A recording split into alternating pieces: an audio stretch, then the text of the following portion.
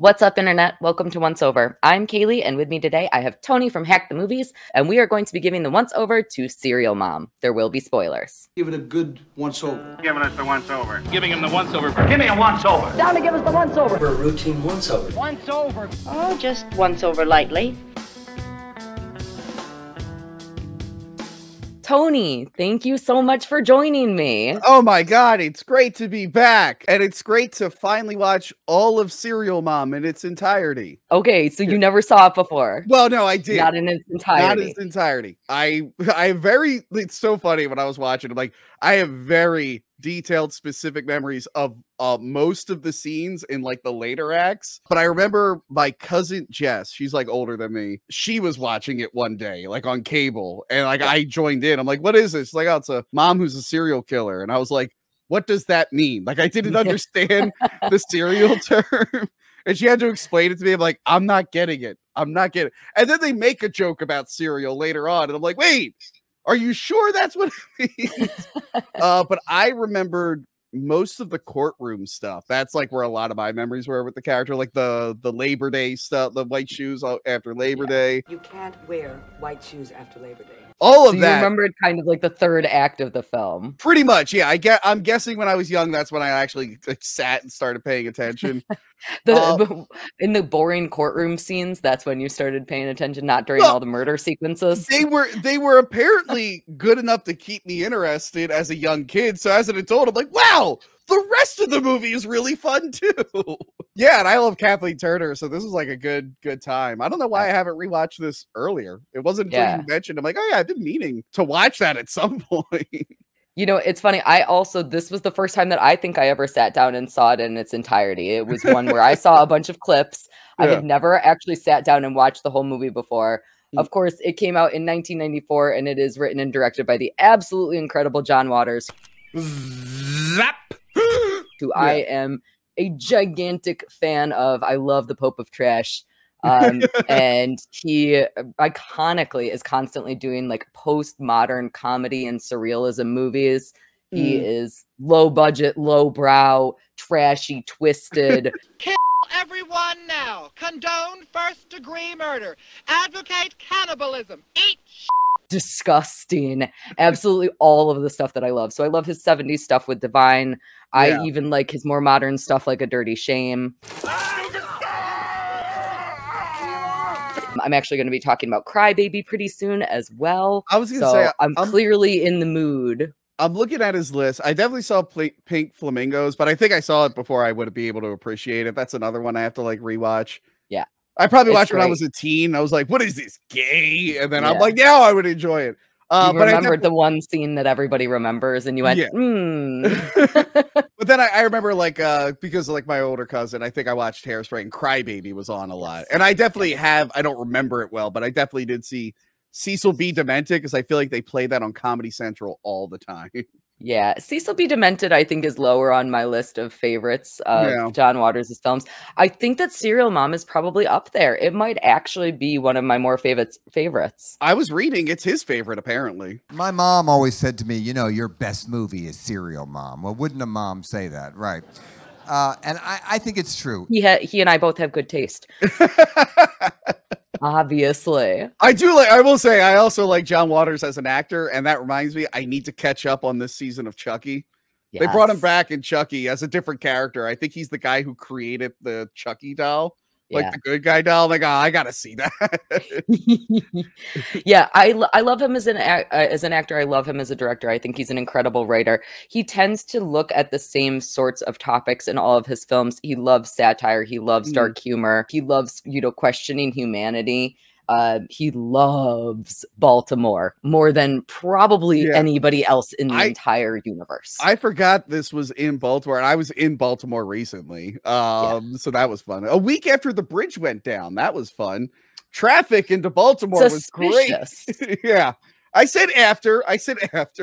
No, my friends like literally live down the street from it.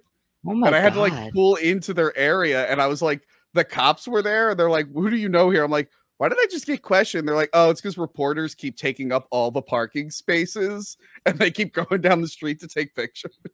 Oh my God, that's insane. Yeah, but what was insane was the traffic. But other than that, Baltimore is nice.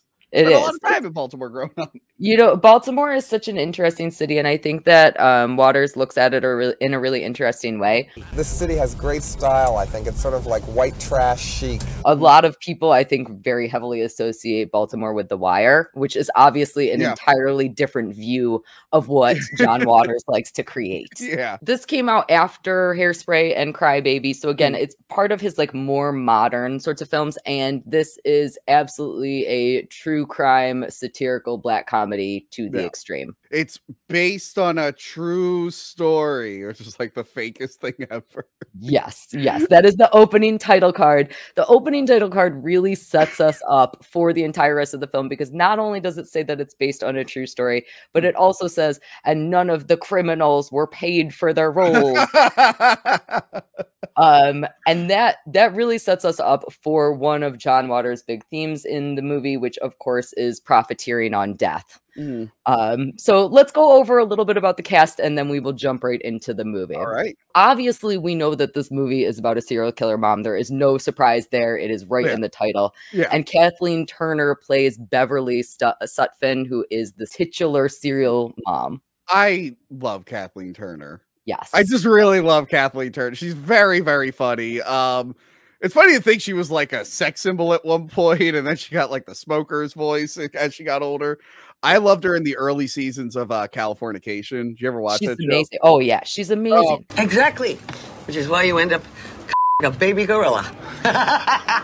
Like when she left that show, I was like, can she come back? The show's kind of getting bad without her.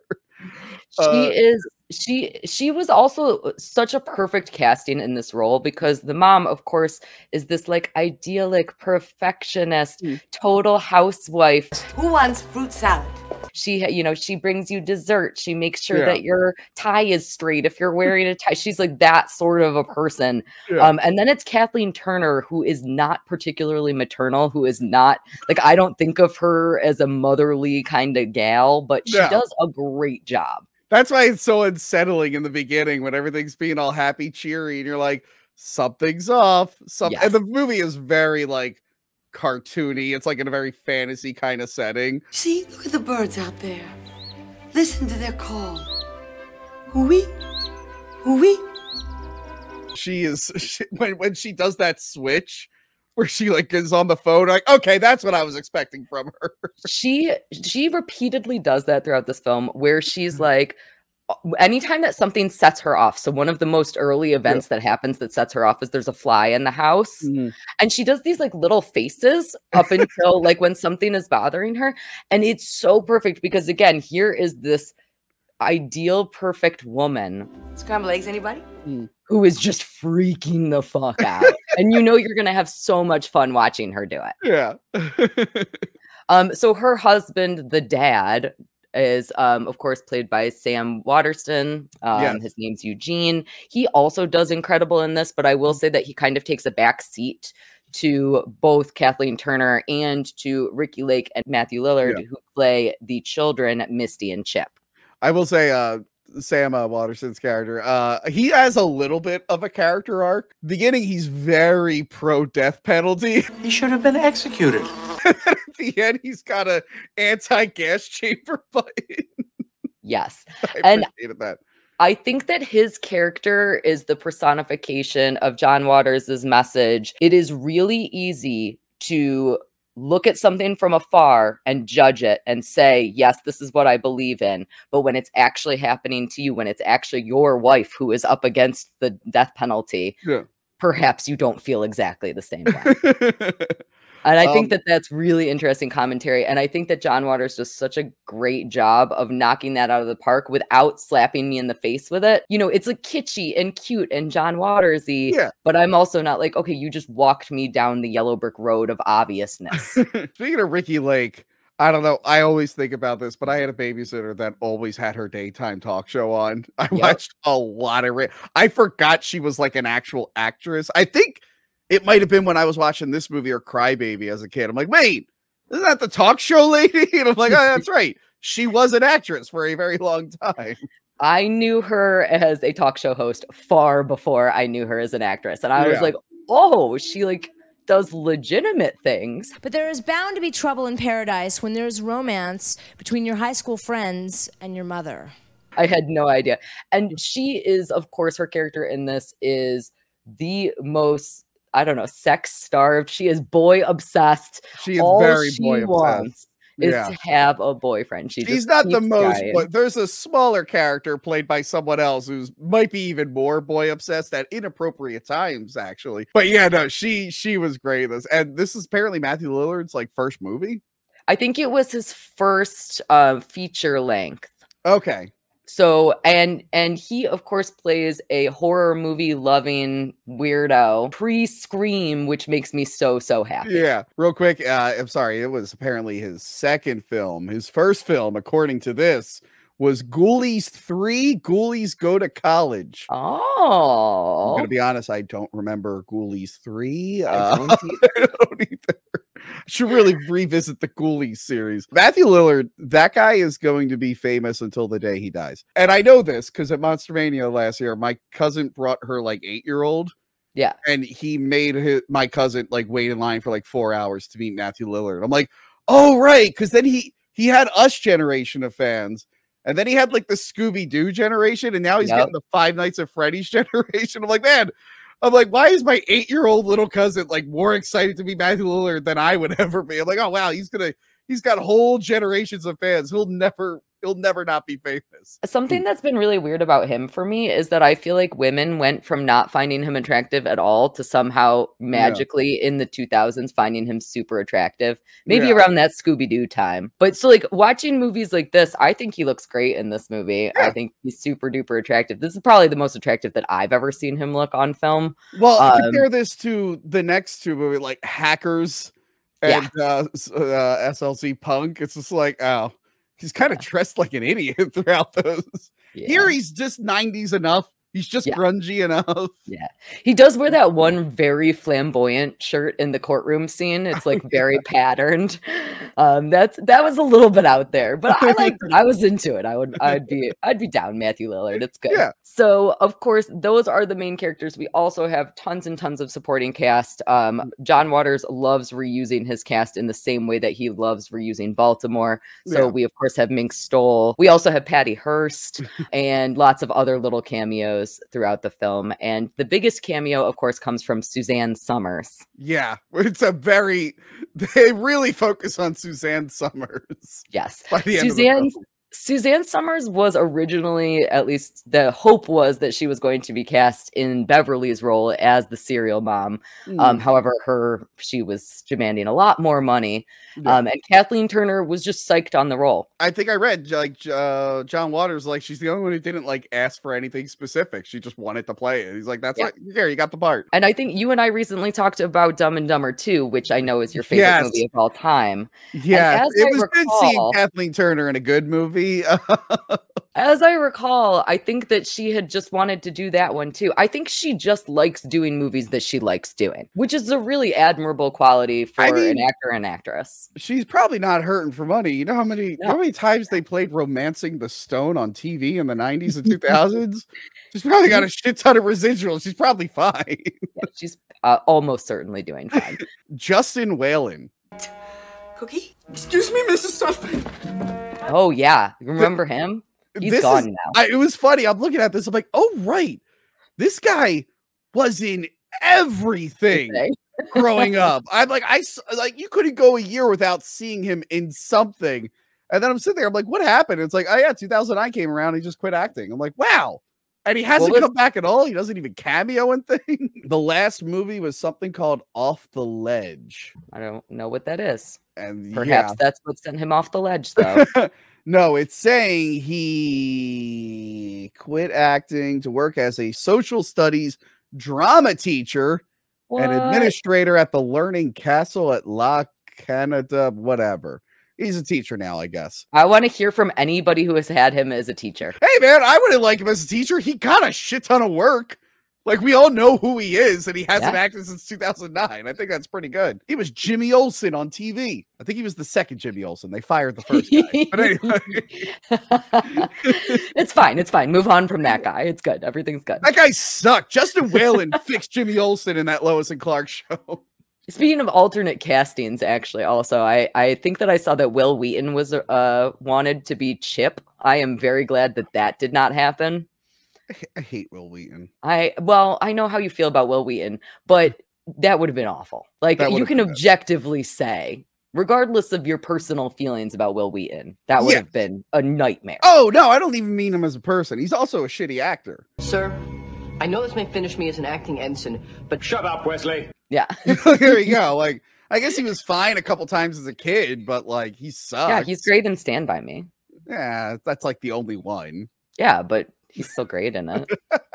Let's get into this movie a little bit here. We've already talked about we get set up with the title card. This is a true story, which of course it is not. And we get to see this extremely idealistic house, the Sutphin family's house. We obviously know that Beverly is a secret killer, but she loves to take the moral high ground. She's killing because she thinks it's the right thing to do because these people are wrong. They've wronged her and they're bad for society also, she thinks. The first thing that she does as a piece of getting revenge is that she decides that she is going to start prank calling and sending nasty grams to her neighbor, Dottie Hinkle, who of course is played by Mink Stole. I think that this is probably the best way that you could possibly start out this movie because the vulgar prank phone calls are hilarious. Is this the sucker residence? Isn't this 4215 way? Now let me check the zip code. 212 you. Listen to your filthy mouth, you whore. Getting to listen to the word pussy 75 times Pussy. is like,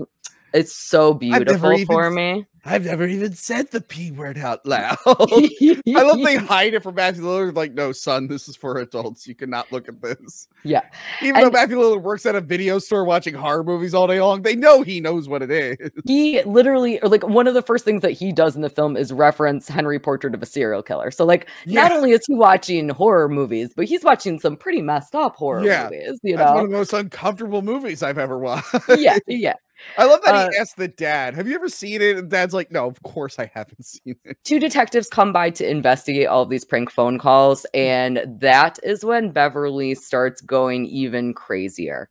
So the whole reason that Beverly was actually sending these letters to Dottie is because Dottie took her parking spot once, which is a no-no. You don't do that. Not even intentionally. It looked like she didn't even see her there. Like, it happens. And by the way, when I was in Baltimore, I accidentally cut a guy off, and I was in the wrong. I was 100% in the wrong. I felt bad about it. I did the I'm sorry, and this guy followed me for 4 blocks, leaning on his horn, and then pulled up to me next on a red light and was screaming. I had the window up. He was screaming, and his girlfriend was right next to him, so he's screaming into his girlfriend's face. I'm hearing none of it. Oh my God. So this part's kind of realistic. I'm actually, but you're in Baltimore. Don't cut anyone off. Don't take any parking spots. You're going to get murdered. I also just kind of felt like this was just how housewives of the 80s and 90s entertained themselves. Like, I feel like that was like part of the motive also. Like, there's the stereotype of like housewives always drinking wine. I think that she was like, yeah, I'm just going to prank call somebody a whole bunch because that seems like a lot of fun. Well, look, they're bored, okay? Yeah. They have nothing exciting going on. Maybe one day a man with scissor hands will enter their world and liven things up. But for now, they just have to prank call and murder each other. Let's hope that that is not the thing that happens. Come on, boo. I feel like this could have been like The Town Over from Edward Scissorhands. It does have that sort of feeling. John Waters very much has that similar feeling to the pastel portions of Edward Scissorhands. And I hate to admit that, dang it. The first killing that we get, of course, is going to be at a school meeting. Chip's math teacher criticizes Chip's love of horror movies. Which I related to a lot. There were a lot of teachers that were disappointed with my family's decision to just let me watch whenever I wanted. My school was actually pretty cool. They all just knew that I was a very not gonna ever hurt somebody, but that I really liked metal. So sometimes I used to wear my Cradle of Filth, Jesus is a shirt, and nobody ever said anything to me. And I always thought I was like, I'm above the man. Yes, it's wonderful. His other fatal flaw, the other fatal flaw of the math teacher, is that he chews gum. And Beverly cannot stand gum chewers because she needs cleanliness. She makes the detective spit the gum out. It's like, no gum in this house. It's like, oh, sorry. No gum. She again is striving for perfection. Later in the film, we get to see how she handles garbage men. So again, there is this theme of she likes things to be perfect and she wants there to be a place for the garbage and for everything to happen exactly as it's supposed to happen. And when it doesn't happen in those ways, she murders. She just becomes BFFs with the recycling men who are just as crazy as her, and they even help her like get evidence later on. I'm like, why are they helping her? Why don't they become best friends? Because they all want the same thing, cleanliness. I didn't think the guys on the truck were really worried about that, but okay. They also like that she gave them booze, right? That also. Yeah, that probably didn't hurt. That probably didn't hurt. They all cared so deeply about recycling. Not about drunk driving, but recycling. No. Do you recycle? Yes. Good. I don't. Even though it's mostly bullshit, because I don't. Wow. I'm gonna get murdered by my neighbors. I'm coming all the way up there to murder you right now. I respect that. No, I don't believe in recycling. So this part of the movie, the pro recycling message of this movie was beyond me. Look, I'll recycle if I have the bin and everything, but yeah, I cared about it when I was younger. Then I looked into it. I'm like, wait a minute, major corporations can just dump whatever and they don't get fined. I'm like, oh.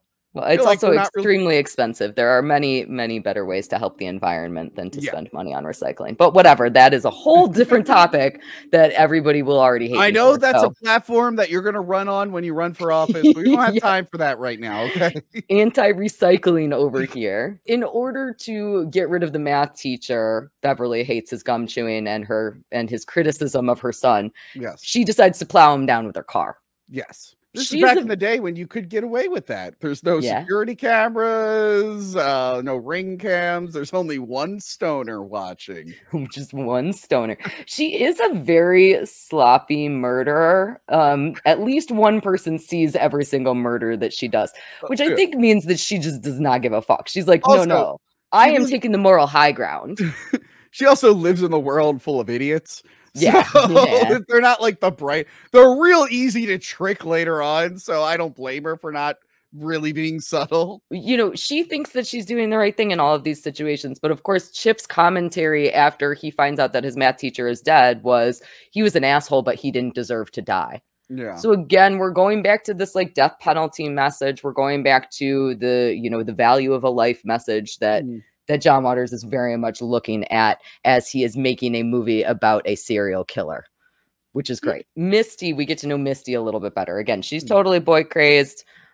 She is upset because a boy that she likes is standing her up. Oh, kill that bastard. And she wants to lose weight in order to impress this boy. I think that it's a very small moment in the film, but I do think it's really important because it's basically setting her up to be the character that is representing vanity. Yeah.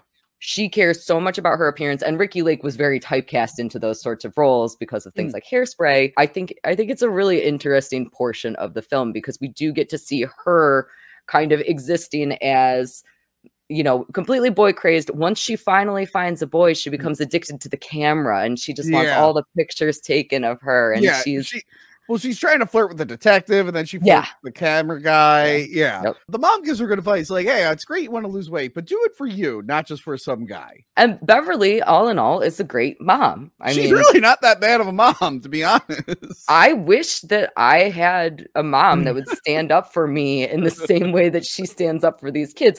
Because, of course, the next thing that she is going to do is kill Carl, the boy that stood Misty up. Not really subtle. They go to the before that, she's having dinner. Who's her friend? Rosemary. Yes, Rosemary is the one who does it. It's Rosemary. She goes to Rosemary's house, who's there with Dot. And I like that she lets slip. Now she's getting a little too cocky. She's like, are those pussy willows? Oh, are those pussy willows? And Dottie's like, wait. And then she I recognize it. Yeah. It's like, oh, Rosemary, you broke your egg. Let's go out to the swap meet. We'll get you another egg. That is a really shitty scene of her too, because so Rosemary is played by Mary Jo Catlett, I think is her last name. Yeah. And she is also Mrs. Puff on SpongeBob, so you might recognize her voice. Yeah. But she basically, when Rosemary does not recycle, that obviously sets Beverly off. But in addition to that, she's still pissed off at Dottie. So the three of them are hanging out. Beverly makes it look like Dottie has broken this beautiful Fabergé egg of Rosemary's, which is so stupid. Like, why? Oh my God. It was just to get her out of the house. That culminates with us all being at a flea market. So now we have Rosemary and Beverly are at the flea market. We also have Misty works at the flea market. Carl is at the flea market also with his new girlfriend. And that's Traci Lords, right? It sure is Traci Lords. I was going to say, do you recognize her? Do you want to admit to recognizing her is maybe a better question. Excuse me. I only know Traci Lords from the opening of Blade. What do you know? Traci Yeah, Lords of course. From? That could possibly be the only thing. We all know her as the girl from Blade. Okay. Yes, absolutely. She did nothing else. Nobody look it up. While they are at the flea market, Rosemary purchases like a fire poker. Yeah, she does the shitty thing, and I know old people do this where they switch the labels on it so they can get it cheaper. Well, it was interesting. She did the shitty thing because she felt that she got slighted. Yeah. So there's a lot of commentary in that scene because the setup is that she goes to buy another Fabergé egg, and then the salesperson says, "Oh, it's going to be $100." And Rosemary's like, "Well, it's chipped. What about 50?" Yeah. And she feels like this guy is overcharging for that Fabergé egg. So in order to fuck him over, she switches the price tag so she can pay only $3 for her fire poker instead of $6. I don't know. I feel like she could have just not bought anything and walked away. I don't know. $3. That doesn't seem like that big of a difference, but okay. Also, why would you need a fire poker? Like, if you have a fireplace, don't you probably already have a fire poker? I feel like most people are not going to a flea market for a fire poker. Just one fire poker. Usually, like when we moved into this house, before we got like a fake fireplace installed, there was like a fire, but it was like a set. You would get like the fire poker, the brush, the little thing. And it comes in like the little standing thing. Yeah. I don't know why she needed just a fire poker, just one fire poker, but okay. That, of course, becomes Beverly's next murder weapon. And I love this kill scene with it's Carl. So good. It's first there's the guy in the bathroom who sees her. Mr. Pickles. Mr. Pickles. I forgot that was his name. But she kills him, and like the organ on the end of the poker looks like the scene they were watching from like, what was it, Blood Feast? Yeah. When she was watching with Matthew Lillard. It looked just as cheesy and fake as that. I do think that it's important that we address Mr. Pickles because Mr. Pickles, of course, witnesses, he is just a attendee at the flea market, and he witnesses this murder, first recognizing her through a glory hole, which I love that there's just a random flea market in Baltimore that there are kids at, probably with a glory hole. I've never come across a glory hole. I'm starting to think they're myths. I have seen a glory hole in Baltimore, actually. What were the dicks like that came through it? I wish I knew. One of my guy friends just was like, he the joke was that you were in the glory hole, Kaylee. I got it. I ignored it. One of my guy friends was like, dude, there's a glory hole in this bathroom. Everybody has to come see. So like 10 of us piled in a bathroom. It was great. It was a really happy moment for me. No one was brave enough? No. I don't know what happened after I left. It's possible. I'm really starting to think they're just myths. Yeah. Or they were like from a bygone era. I think it might be bygone era. Maybe people were doing that for like 5 months in like the 70s and then it caught on. There's always who makes jokes? There's a bunch of jokes. There's a joke in It's Always Sunny, right? That somebody fixes glory holes. D, what you two have discovered today is what is most commonly referred to as a glory hole. I also really like in this scene, so she kills Carl, she stabs him with the poker, pulls out his liver. Wonderful stuff. And then, of course, she is disgusted by the blood, and she does not forget to flush the urinal or be upset when people don't wash their hands, because, again, we care so much about cleanliness. We are so opposed to garbage and disgusting filth. And yet, she doesn't clean the fire poker. She leaves all the blood on it. Yeah. And not even to, like, set up her friend, because it's never, like, I don't know if that ever comes to play where, like, the friend set up. Kind of, but not really. A little in the courtroom. But that was, like, other evidence they had to plan on her. But yeah, the fire poker is like, why wouldn't you just clean that up a little bit? She gets some on her shoe also. I know. Very, very, very sloppy this one is. Yeah. So the discovery of Carl's body is also pretty great. Yeah. We just have dude walking in, eating a shish kebab. And then letting out a Howie scream, like a Wilhelm Is that what scream. that scream is? Yes, it is. I always forget the name of that scream. The yeah. That is a bizarre use of that scream. The Wilhelm scream is the more famous one. Yeah. Recently on my channel, we did the first Hellboy. And usually the Wilhelm scream is meant for, like, I know the original one was a guy getting shot with an arrow, but usually it's used when people, like, fall off of something. Yeah, yeah. And then Hellboy, a guy, like, goes into a portal and, like, melts, and then he screams even though he's a skeleton. It doesn't make sense. Like, I've never seen it used in that way. Same thing with this scream. I'm like, I've never seen that scream used as a reaction to something like that. I have to assume that there was a reason for it. I have to assume that, like, he screamed and it didn't function and then they used it. But also, it's such a weird scene because you just watched a guy get skewered and now you're watching a guy go into a bathroom eating a shish kebab. Where did he get the shish kebab? Why is there a shish kebab anywhere? What is happening in the world? Like, you know what the best reaction is to this death? Traci Lords, who's very upset that her boyfriend's dead. And then the detective's there, and, like, as the boyfriend's corpse is being, like, zippered up, she's already making eyes at the detective. I'm like, he's still warm, lady. He's freshly dead. Give it a day or two. Well, I think they had just started dating in Traci Lords' defense, but, you know. Also, why does everybody like that detective? I don't know. I guess that was just a 90s I didn't get it. I didn't get it. Maybe that in the 90s, that's what a good-looking guy looked like. I don't know. It's not. No. Ask Traci Lords. I don't know. Let's find her. Yes, that if I was going to interview her, that would for sure be my first question. Got it. Excellent. I'm gonna make a little note of that. Dear Traci Lords, why did you find that detective so hot in Serial Mom?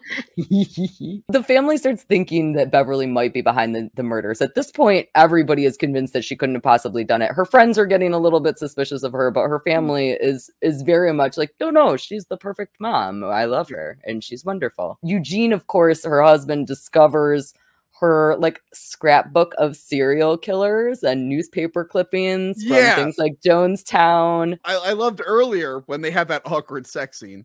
Oh my God, how did I skip over the sex scene?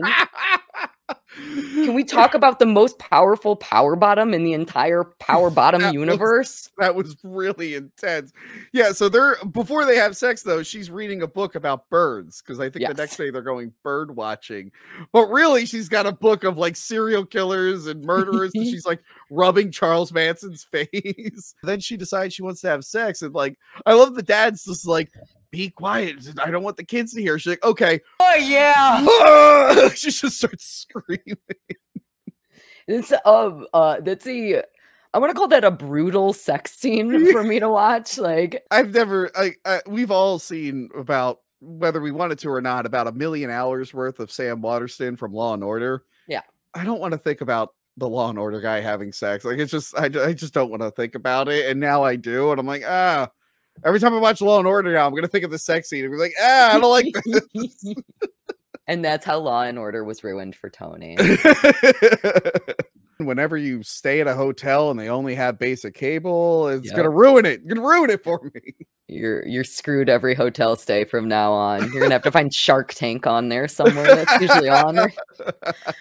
Actually, I thought it was interesting that it was Charles Manson and Helter Skelter in her book when she does the comic book thing when she's reading the Bird book. Yeah. Because I'm pretty sure that John Waters has specifically said, I will insult anything, I will be trashy, I will be disgusting, I will be filthy. The only line that I won't cross is talking about Manson because he was truly awful. Huh. So I do think that that's interesting. I feel like he came out with an interview about that sometime, like, I don't know, maybe 5 years ago. I know that he became friends with one of the girls that was in Manson's cult, whose name is escaping me right now. But I think that that's why it was such a close to home thing for him. And when Tarantino was releasing Once Upon a Time in Hollywood, he was a little concerned about the storyline. He was supposed to show the mom as like a horrible person, so yeah, she admires another horrible person. It's true. It's true. And in her scrapbook, she also has all these like paper clippings from Jonestown. She has art by John Wayne Gacy. She has like a Richard Speck signed picture of him like posing all sexy for her. And then the audio tape is John Waters as Ted Bundy. Beverly, it's me, Ted Bundy. It's late at night, 6 days before my execution, and it's lonely here on death row.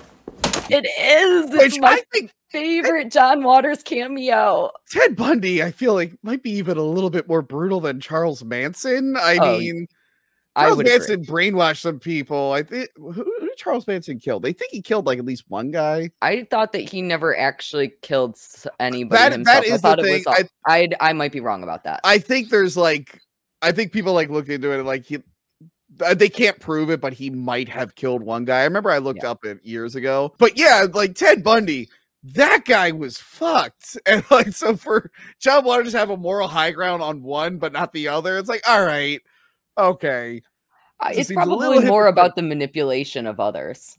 Yeah, I guess so. You know, I mean, I guess you could argue that Ted Bundy manipulated his victims, but well, it doesn't. Again, I mean, sometimes. Take this to the city of Rochester along with your recycling platforms. That's all I have to say. It's a big soapbox topic for you. It's going to be great. It's going to be great. So again, the kids are kind of starting at this point, and Eugene is starting at this point to believe that she might actually be the killer. So Misty actually runs off to the video store where Chip works in order to tell him that, yeah, mom is fucking the murderer. Like she's doing all the things. Chip's response to that is at dinner, he blurts out that his friend Scotty believes that his mom did it because Beverly now thinks that Scotty is on to her. Everybody believes that she is now going to go try to kill Scotty. But she goes somewhere else instead. At the same time that all of this is happening, Rosemary and Dottie are also blowing her into the cops. So, which also is great because then we get to hear Mink Stole say, "Pussy, that's what she said to me." Beverly leaves the house. The cops are now on her trail. Her family is on her trail. And everybody thinks she's going off to kill Scotty. But of course, she is not. She is actually headed off to see Mrs. and Mr. Sterners. Her husband's patients. Yes. They were really rude. Dentist. Yeah. She does not like that they interrupted her bird watching trip. You mentioned that she was reading that bird book. Yeah. And she was supposed to go bird watching with her husband, but instead Mr. Sterner needed to have his teeth cleaned. He was having tooth pain. He didn't do a good job of taking care of the health of his teeth and his hygiene. He continues to not take care of it. Yes, it's true. And she also, when she arrives at their house, sees them devouring a chicken, which of course is a bird. I don't know. I feel like she should get used to seeing chickens being eaten. I don't know. I feel like it's disgusting how they're eating that. It is disgusting, but you're also not supposed to stare at someone's mouth. You're not supposed to be staring through a window at people eating. Okay, wait. Don't do voyeurism. Do recycling. That's what I'm hearing right now. Okay, got it. Also, you could probably insert so many scenes of Kathleen Turner looking through a window and put them into different movies. Like so the famous movies. I just want to put like cut to like Kathleen Turner looking through a window like as if she's in the movie. She, of course, decides that Mr. and Mrs. Sterner have to go. So she, as Mrs. Sterner is trying to get ready for sexy time, she stabs her with the scissors. Okay, did she put a mouse in a box? Ralph! What is it, Betty? You got mice or something? The mouse confuses me as well. Mice, I think that it goes back to the cleanliness stuff. Yeah. Mice represent not cleanliness stuff. I guess so. But the girl was just like, oh, I think there might be a mouse in the box. And then she finds her, and then the mouse joins in on the murder. Yeah, which is adorable. And I'm just like, it's very cute. I feel like we might have missed the setup to the mouse, or maybe it was cut out. I don't know. I will agree that the mouse is a confusing portion of this film. Serial mom really go with the throwing. It's like she doesn't quite bullseye him, but she's able to like chuck that thing pretty hard that it lands on the wall and shit.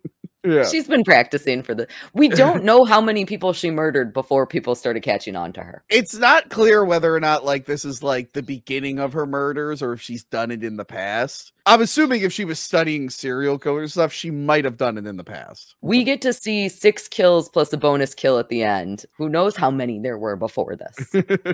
Then her ultimate way that she kills Mr. Sterner is that she pushes an air conditioning unit on top of him. Yeah. And I think that this is the point in the film where I'm like, okay, so are these killings all justified? Yeah, this one seems, I mean, no, technically none of them are justified, Kaylee. None of them are justified. But even by her logic, I think she's just enjoying it and looking for any excuse now. Also, that scene's edited a little weird because it looks like he got far enough away from the air conditioner and then suddenly he's back. I don't know. It was a little bizarre to me. I think that part of that is just the low budget filmmaking style of John Waters. And we had to kill him somehow. I think that's probably the least memorable of the deaths. I think I might think that there were only 5 main deaths in this movie if I hadn't remembered that the 2 of them got killed together, you know? And it's not even like, it'd be cool if like his head splattered or something, but just kind of just on him. Yeah. No livers get pulled out. No livers get pulled out in this one. Yeah. The family and the cops and everybody are heading over to Scotty's. And of course, they discover that Scotty is not getting murdered, but instead he is off. Yes. And I think I found the name of that porn that he was watching. Yes. Tell me. Hold on. It was in the trivia. Hold on. The movie Scotty is watching as he masturbates is Chesty Morgan's Deadly Weapons from 1974. Sexy. We might have to review this one day. I am in if you want to do that. How do I find it? You just see my little puff of air from me running to a porn store. Yeah. Hi, do you have Deadly Weapons 1974? I'm looking it up. See if it's streaming anywhere. Not on YouTube, unfortunately. John Waters obviously is a huge film fan, so he of course makes lots of references to other films. We talked already about Henry Portrait of a Killer, about Blood Feast. There's Texas Chainsaw clips. There's clips from Straight Jacket, which is directed by Bill Castle. All of the scenes where we are in the video store that Chip works at. We get to see tons of horror movies in the background, tons of VHSs. It reminds me a little bit of someplace that I feel like I've been before. Sort of like a video store. I don't know. I read that apparently that was Waters' like personal video store or something. Yes, his love of that city and his bringing it back into pop culture has been huge for it. And that's my platform for when I run for government in Baltimore. So on Sunday, the family decides that they're going to head to church. The church was actually the hardest location for John Waters to get. He filmed stuff so much on location and nobody wants to work with him. Actually, during a scene that we will talk about very shortly, they use the song Tomorrow from Annie. Oh, yes. In order to get the rights for that, he had to pay something like $60,000 just because they knew how filthy and disgusting his previous movies were. But for a price, they were okay with it. Yeah, I mean, who isn't okay with anything for a price? Come on. Come on. They head to church and there is a huge line of cops following them at this point, because at this point, everybody knows that Beverly is serial mom. And this is where she gets the term serial mom gets coined. She is asked by a reporter, "Are you the serial mom?" Chip seems very impressed with his mom at this point. He kind of thinks that she needs an agent. He's like, I think at one point, him and his friend Birdie are like, you're like bigger than Jason, you know, like, you're bigger. So it's like exciting. Real. Oh, I love on the way to the church, all the cops are following them. And then it's announced on the news, the radio, who the suspect is. And she like waves at the car next to them. The whole family screams. Don't worry, honey. We're going to get you good psychiatric help. There's so many good comedy moments in this movie like that one. So good. Yeah. So this is also when Misty meets the new love interest, which is basically just the camera. I mean, there's a guy attached to the camera, but she is like Vanity Central. She is like, I am She's beautiful. Posing for it. She is going to, very soon, we are going to get to see more of her character arc, which is that she is going to start profiteering from her serial mom. In the form of selling merchandise, because of course that is what we do for serial killers. This movie actually was filmed just before OJ. And boy, oh boy, did they get it right. Like, I think all of the predictions of the news coverage that were being talked about in Serial Mom really did end up happening with OJ. It had happened before, not as it had, absolutely. Was it Candy Montgomery? Oh, yeah. That's like, that was like big, but you're right. That was like early 80s, not as many cameras and whatnot. Just before we got to the cameras are now everywhere. This also is the point where the cops get word of a matching fingerprint. So now they officially know that Beverly is the culprit. That never comes up again. That could have just been the end of the movie. But we just ignore that matching fingerprint from here on out. Well, maybe it was part of the evidence that they tried to discuss, but there were so many distractions in that courtroom. It's true. Damn you, Suzanne Somers. During the church sequence, the pastor is preaching about capital punishments. Jesus said nothing to condemn capital punishment as he hung on the cross, did he? So again, we're getting this reminder. Capital punishment in you? Yeah. So good. I also really love the way that the commotion happens in the church. So a commotion happens. Beverly escapes with Chip and his friend Birdie into the video store. The way that that chaos begins is that Beverly sneezes on a baby. Yeah. And the mom screams, but everyone's on edge because they know there's a possible serial killer there. It's so good. So they just assume murder is happening. I don't know if you noticed during that fight scene, the recycling guys are just beating up a dude for no reason. I think they high five. They're my favorites. They're great. I'm going to go make friends with my recycling guys now after I get some recycling guys. I got to start recycling, damn it. Finally, I want to. Chip and Birdie take her back to the video store where Chip works. And there is a little old lady who comes in, and it turns out that she doesn't rewind her videos. You have to rewind the tapes before returning them. Why? Because it's the rules. I don't feel like rewinding them. I don't feel like rewinding, which is definitely an old people thing. It's like, you know, you could do it. Yeah. You just don't want to. It was annoying. Did you ever have one of the VCRs where you had to have the separate rewinder? So like you couldn't rewind it in the VCR. You had to have a separate piece of equipment that would rewind. Those are annoying. I mean, my grandfather did have a separate rewinder, but that's because we were watching movies all the time. So we just pop one, put in the rewinder. But now all the VCRs I personally had, you could do it in. Yeah. I mean, it's annoying to rewind your videos, but it's also extremely inconsiderate not to do that. Yeah. Just Chip, decides that he's going to charge her. This is a huge flaw that this little old lady has. I think that you and I can both agree that her biggest flaw is that I just love Bill Cosby pictures. Yes, I love Bill Cosby pictures. John Waters, I think, might have known something a little ahead of his time. I'm sorry. Innocent man, Bill Well, not really innocent. He was just, you kind of let out on a technicality, I guess. I'm confusing him for innocent man O.J. Simpson, okay? Look, I know he was guilty of stealing his own merchandise back, but I think we really got to forgive him. Other than that, he never did anything wrong. Did the glove fit, Kaylee? It didn't fit, right? You must acquit. Yes. People were very upset with me. They're like, you don't think he killed someone? I'm like, I didn't see that glove fit. Okay. The hill I'm gonna die on. By the way, at the recent video event I was at, I bought a tape of Michael Jordan interviewing O.J. Simpson. Oh my god! Obviously shot a couple years before what happened. I've been rewatching old O.J. movies. I just rewatched The Towering Inferno. Ooh, it's a good one. Disaster movies with O.J. Simpson in them. He had a pretty good Twitter feed. Hey, Twitter world, it's me, yours truly. He was very entertaining. Did he really? I never saw it. I'll have to check it out. During COVID, they showed him. He had a bunch of like $100 bills out, and he was Lysoling them. Like, That OJ, he kills me. Back into the video store, Beverly escapes from the store in order to take care of this little old lady because she's a bitch who doesn't rewind her movies and she loves Bill Cosby a lot. Her love for violence is really becoming a problem. She really should be focused on getting away, and it's her undoing. She follows this lady back to her house. The lady starts singing Tomorrow from Annie. The lady is getting her feet licked by her dog. It is disgusting. Yeah, that was gross. That was gross. I don't know anyone who would like that. I didn't like that lady. I would also like to point out, because you and I did Dumb and Dumber 2, we had both Kathleen Turner and the gross toe licking scenes. In both movies. What the fuck is wrong with you? I'm starting to think you have a fetish for Kathleen Turner and toe licking. What the hell? Maybe Kathleen Turner.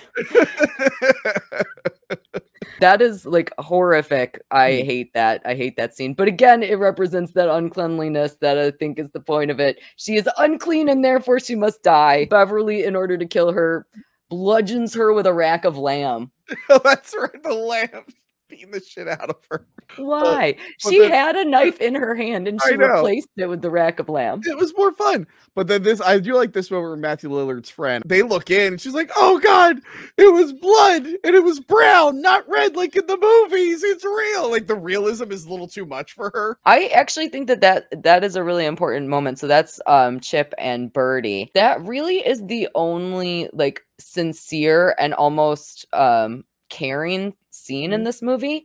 So when she says that, Matthew Lillard as Chip like embraces her, and it's like a very like beautiful moment in this otherwise goofy satire. But don't worry, it doesn't last long because she's got to chase Justin Whalin's character who was spying on her. By the way, I don't know if you read this fact, but like when she gets in the van and chases after Justin, she like waves at her family. Apparently, John Waters didn't realize that happened until he saw it at the screening. I saw that. That's so like, great. She's her family. She's like, oh hi. Yeah. Going to kill him. Of course, as he is running away, as he's driving away, he is repenting and promising that he will no longer watch any sex films, as he calls them. Then he goes some concert that's going on. And what was the name of the band? There was a very oddly themed band. Yeah, I have a lot of questions about this. So first of all, this chase ends. It is the afternoon when this chase ends. I believe it's 1:38. I can't remember. We get a timestamp, and they end up at a concert venue called Hammer Jacks that is in Baltimore. I don't know if it's still open or not. I've never actually been there, but it was a very, very famous venue in Baltimore.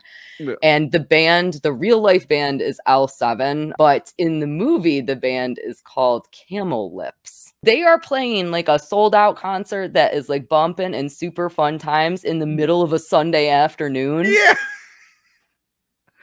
And I want to go. I love that. Sounds wonderful. I love what's his face. Was it Scotty or whatever? Yeah, I love that he has to pull out his ID and everything and make sure to get in. And meanwhile, Kathleen Turner shows up. He's like, "You're cereal mom." Yes, I guess I am. You're cereal mom. Get in there. Yeah. And she's like, "Oh, I guess I am." She's become a folk hero at this point. Yeah. She's a folk hero. People like that she's doing the equivalent of taking from the rich and giving to the poor, except she's killing the douchebags and then they're dead. I guess that's the end of the story. Also, the camel lips. Did you like how they're really dedicated to that theme? Their pants that they had. Yes, it was. The vulvas were plentiful. Also, I've never heard it referred as camel lips. I've always heard camel toe. Camel toe. Yeah, maybe that was a 90s thing. I don't know. Yeah, I've never heard Camel Lips either. Maybe it just sounded better as a band name. I guess so. It was more covert, you know. John Waters really likes to be subtle in these sorts of things. Yeah, he's known for his subtlety. At the concert, again, she has become this folk hero. Everybody is in love with her, but this is not stopping her from her mission of killing Scotty. Oh, no, not at all. So she is on this mission to kill Scotty. She does not care who sees her. So she ends up creating a little mini flamethrower and poofing him away. And then the band contributes to it. They're like drinking, they shoot it on him. One of the reasons that she decided that she wanted to kill Scotty is actually because she mentioned 3 times previous in the movie that Scotty does not wear seatbelts. He doesn't. So as she is killing him, she goes, "Buckle up, Scotty." Buckle up, Scotty. I love it so much. It's so stupid. The things that she cares about are just so funny. Yeah. So I don't really understand. I mean, so Scotty saw her killing the little old lady. So that's part of the motive. But it's almost like she always has these two motives. You know, again, we had the Sterners who were both interrupting her day of bird watching and eating a bird.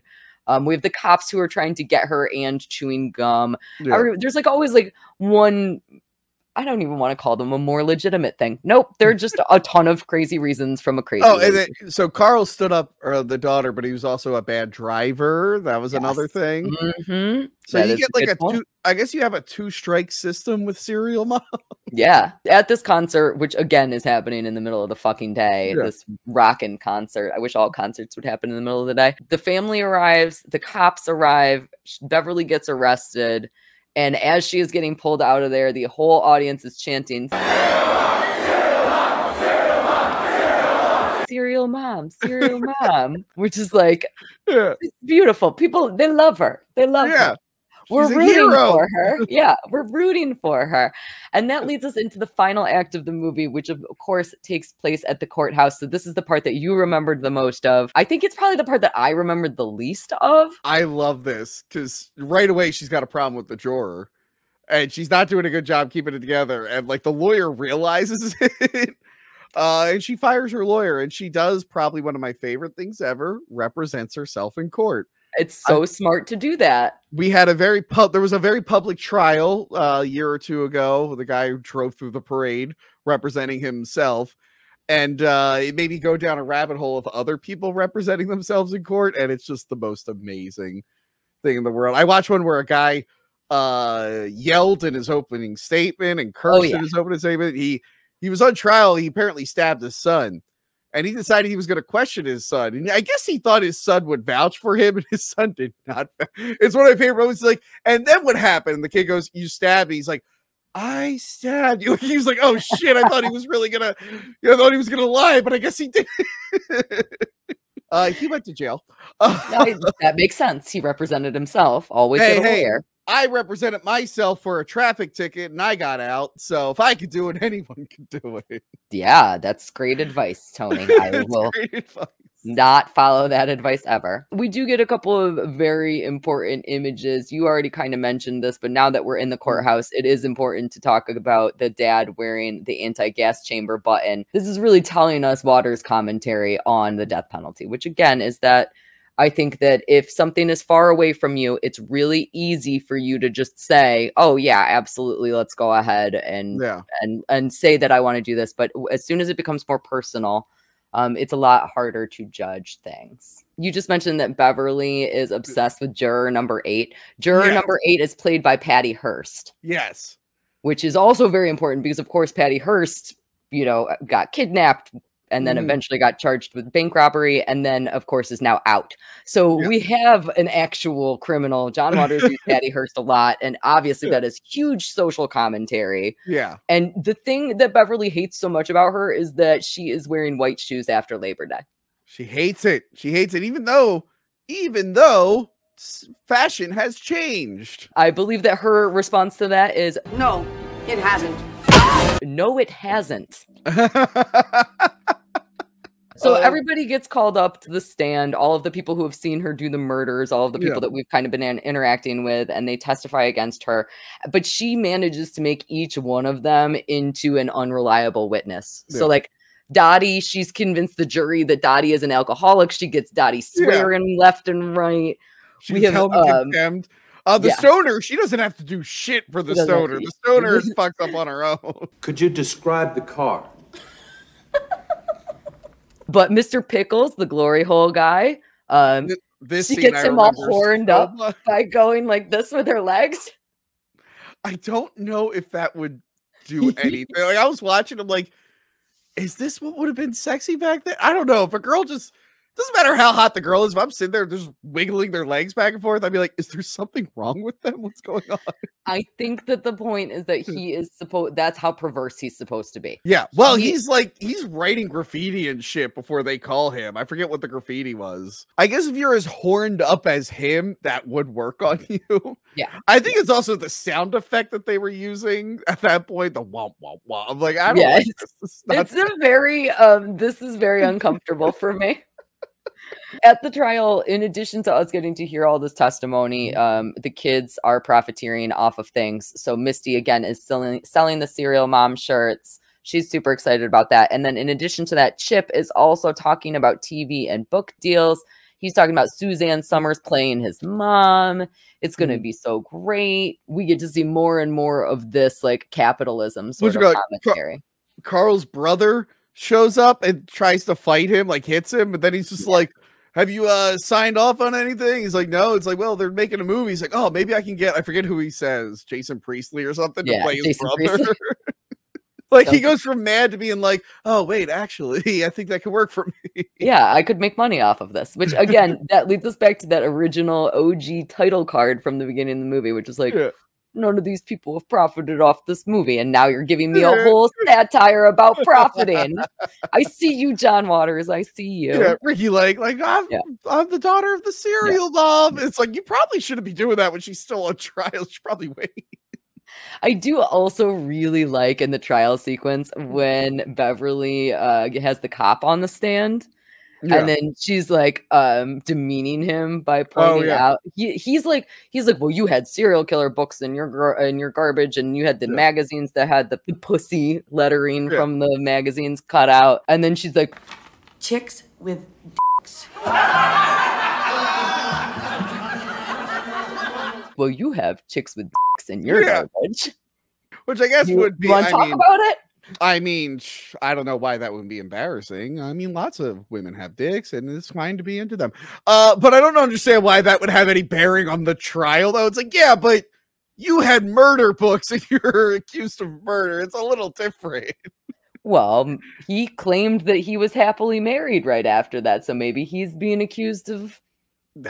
Maybe, I guess. It's one of those, what does one have to do with the other? It was just to make him look. Never judge a book by its cover. Never judge a book by its cover. That's the lesson here. Never judge a book you find in the garbage. Yes. Or woods porn, as you might want to talk about. Hey. Which, by the way, you and your obsession with woods porn. Jeez Louise. I don't have the obsession. I just mentioned that it's a thing that happens, and men from around the world are coming with me with their stories. Which, by the way, there was some wrestling girl, Tegan Knox. She mentioned finding like porn in like alley or like in the woods, and I was like, guys, we finally found a girl who went through this experience. They exist. I'm not obsessed with wood porn. It's just it was a very common phenomenon. I don't think it happens anymore. I'm sorry you didn't get to experience woods porn. Okay. So back to the movie. Yes. The next day, Beverly is found not guilty, which yay, everybody's happy because she's a folk hero. But in all of this excitement, she does have final business that she needs to attend to as she confronts juror number 8. Wait, she could not wait in the courtroom. You can't wear white shoes after Labor Day. That's not true anymore. Yes, it is. Didn't your mother ever tell you? She does not care who sees her. She is just doing what's right, and it is wrong to wear white shoes after Labor Day. Also, what the hell is after Labor Day? When does that reset?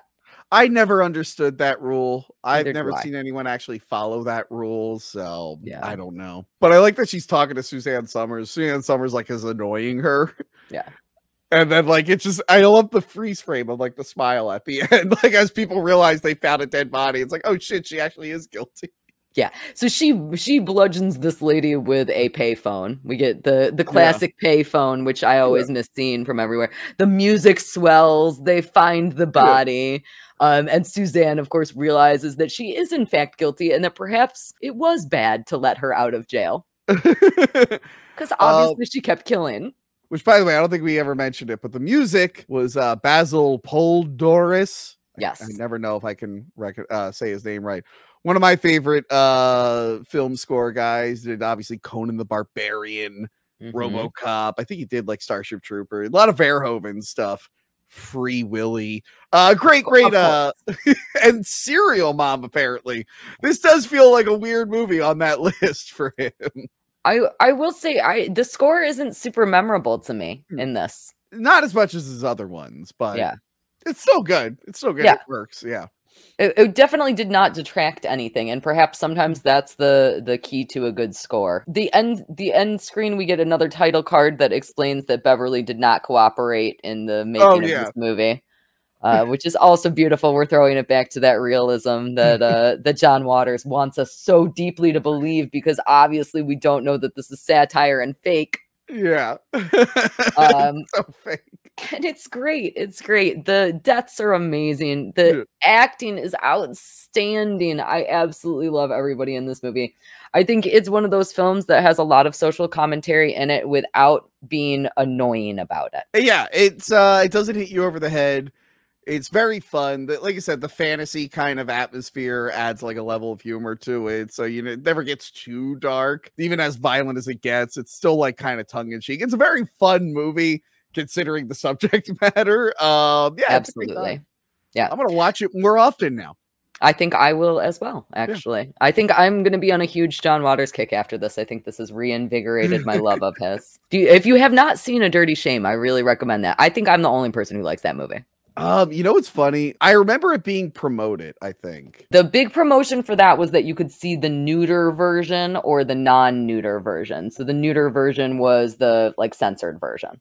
So like if you were in Blockbuster in whatever 2004 came out, then you would have seen like the neuter version of A Dirty Shame. Yeah, I think I remember seeing John Waters on like talk shows promoting it at that time, but I never actually sat and watched the movie, so I should do that. It's great. I would highly recommend it. Don't watch the neuter version. The neuter or neutered? What are you saying? Neuter, Neuter. That's okay. That's the word for like normies. Okay, I was for a minute. I'm like, oh, there's a nude version, and there's a version with more nudity. That's neuter. That's what I thought maybe you were saying, and I'm like, your T's sound like D's. All right, now that that's clear. So I love on my channel, I love to rate movies out of 7 thumbs up. So would you please tell me how many thumbs up you would give this movie? Oof. I'll give it a 6 thumbs up. That mouse thing is a little confusing, and I didn't like the editing in that air conditioned scene. Other than that, perfect movie. Movie, solid. I would actually agree with you on the 6 level. For me, it could have been a little bit more vile. I like it when John Waters really pushes the limits. I understand his more normie stuff, I guess. And I think for me, those scenes, like the mouse scene, the air conditioning scene, I can deal with all of that because I like that it feels low budget. I like that it feels like it's possible that I could make it. I couldn't, but you know, like somebody like me could potentially make it. It is a bummer. It was low budget. It was 13 million, but it did not do well at the box office. I think 8 million at the box office. Yeah. Which is it's a shame because this movie is really great. I'm glad that it has become a cult classic since its original release. I think this is one that people really respect very heavily now, even though it spent a lot of years kind of getting pushed under the radar. Let's do a sequel. Kathleen Turner is still around. Now is the time. Strike while the iron's hot. She gets out of jail. She didn't get the death penalty. They campaigned to not get the death penalty. She's got to adapt to society. What's Matthew Lillard's role? Matthew Lillard has to be bring back Matthew Lillard. Yeah, everyone can come back. Fuck, they're all still alive. I think everybody's still alive, actually. Yeah. Yeah. Oh, not Suzanne Somers. Let's double check. Oh, yes, she did die in October. Okay, good. Okay. Oh, thank God she died. I mean, the opposite of that, yeah. 6 thumbs up. 6 thumbs up from both of us. This was absolutely wonderful. Tony, would you please tell everybody where they can find you? I am sure that they already know, but I like hearing it, and I would love to hear where else I can find you in addition to YouTube. Well, you can find me at the Glory Hole at the dive bar. YouTube, wherever you get your podcast. I'm going to start uploading to other platforms, but that's probably going to take a minute, so I'll announce those when they come out. If they are out by the time I release this, I will link them down below. Patreon, you can go to Patreon. I have a lot of bonus stuff there. I've been getting episodes out early. I've done some commentary tracks. The most recent one as of this recording, I did one for the original Mortal Kombat movie, which was a lot of fun. I did that with my friend who's a CG generalist. He does a lot of visual effects in like big movies and That's TV great. shows. So that was fun to revisit that film. And yeah, there's always stuff going on. I mean, I got a spicy site. You're not allowed to talk about it on YouTube, but you know, it's there. It's only for fans, Kaylee. It's only for fans. All right. Of Hack the Movie. I will make sure that only the fans of Hack the Movies. Yes, head can over go there. and find Yeah. that. Cool. Got it. There might be update photos on that site. I don't know. You got to check it out. I had a Godzilla podcast. We're working on bringing it back. So stay tuned for that, I guess. Yeah, I'm very hopeful for that. It's a tragedy. It's a travesty. Complete garbage. Anyways, thank you so much for joining me to talk all about Serial Mom. Thank you guys so much for watching. Don't forget to like and subscribe, and I will see you in the next one.